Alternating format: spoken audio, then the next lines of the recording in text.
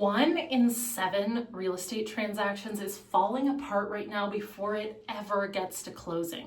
And this is the highest rate we have seen in over a decade. You can do to prevent it. Let me say this clearly. The era of sellers saying take it or leave it is gone.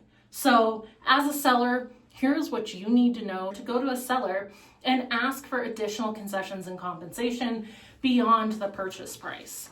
In many cases, they're saying, we didn't know this was an issue and we would like you to reduce the purchase price or give us money at closing to address it.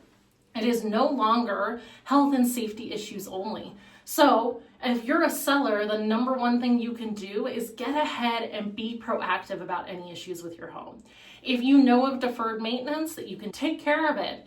And if you're not sure what other issues might be lying under the surface, then get a pre-inspection report. We are seeing sellers successfully leverage a pre-inspection report to prevent a buyer from getting an inspection of their own and having issues blown up by somebody that's a third party. So if you're a seller, hire a qualified third-party inspector to do the report to a buyer when you go under contract. That way, if there's something in there that they're unhappy with, they can move away sooner than later because time is of the essence, right? More days on market doesn't necessarily mean more buyers. In fact, if anything, it's inverse. So getting these areas exposed as soon as possible is super important. Second, financing can be fragile and rates have been volatile.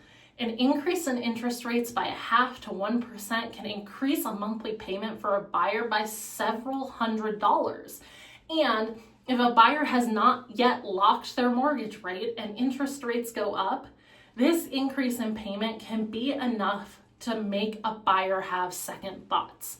So, what do you do here as a seller? Number one, your agent should be asking that buyer's agent, how committed and serious is this buyer to moving forward with this transaction, and where are they at in the financing process? Second, pay attention to who the lender is. Whether they're local or not, the only thing that matters is whether or not they're going to be able to perform like they said they were going to perform. So have your listing agent ask these questions early of the buyer before you even go under contract. And best case is require a pre-approval letter within a few days of coming to an agreement. The last thing, buyers are just being more cautious right now.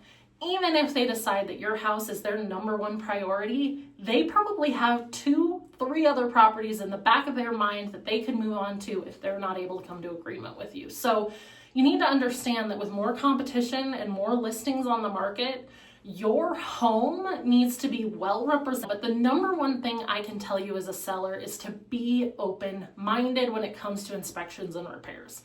If you list yours for a sales price that you're comfortable with and you cannot accept anything less than that sales price, you're probably going to be in some frustration when an inspection happens if the buyer asks for things. It is highly uncommon that we are not seeing buyers request some sort of repairs and or concessions when it comes to the inspection period. And the longer you're on the market, and if you have a deal terminating for inspection, that is not going to look good when you go back on the market. Buyers know they have options. Buyers know that if they request repairs to be done and you as a seller are unwilling to do them, that there is probably a seller on another property that's going to be willing to work with them. So this by no means means you have to give everything up, and you don't even have to accept the first proposal from a buyer. It is a negotiating starting point. And that is an opportunity to have good communication with your listing agent and come to an agreement, a compromise between what you're willing to give as a seller and what a buyer will successfully stay within the contract too. But you have to stay open-minded. And in my mind, there are only a few non-negotiables when it comes to making sure a contract is good. Number one, is the buyer going to be able to perform, and do they have good financing lined up if they need it? Let's make sure we verified and vetted that. But when it comes to everything else within the contract, be open-minded, be prepared to have conversations about what might need to be done, and provide additional information to make sure that the experience is good. As a seller, the more you withhold, the more likely a buyer is to think that you're hiding something. And so the more information you can give and the earlier upfront you can give it, the more likely you are to actually have a buyer commit all the way to closing. So what are we seeing on the buy side? Number two, it's important to understand as a buyer that your goal isn't just to write offers and go under contract and hope for the best. If you're going to go into a contract with someone, we call that doing it in good faith. And your goal should be to get to closing, right? This doesn't mean that you can't do your due diligence. You can't understand any sort of seller disclosure, inspection, financing. That is all a component of it. But you want to make sure that you can get as much of this due diligence done as quickly as possible. Because the more information you have up front, the more likely that seller is probably going to be in good graces with you and be willing to have some sort of conversation about what the path is and the road to go forward. The other thing I really advise against is trickling in objections and due diligence requests over a 30-day period. This can be extremely fatiguing, not only for you, but also for the seller. So get the big things out of the way, right? Get your inspection done as soon as possible and be prepared to communicate the things that are non-negotiables for you early on. The same thing goes with the appraisal. I know buyers sometimes want to wait to order the appraisal until the inspection is done. And I'm telling you, in our rural local market, that is a mistake. If you do that, you will likely miss your appraisal deadline. That is not a good place to be in when you're trying to come to a successful close with a seller.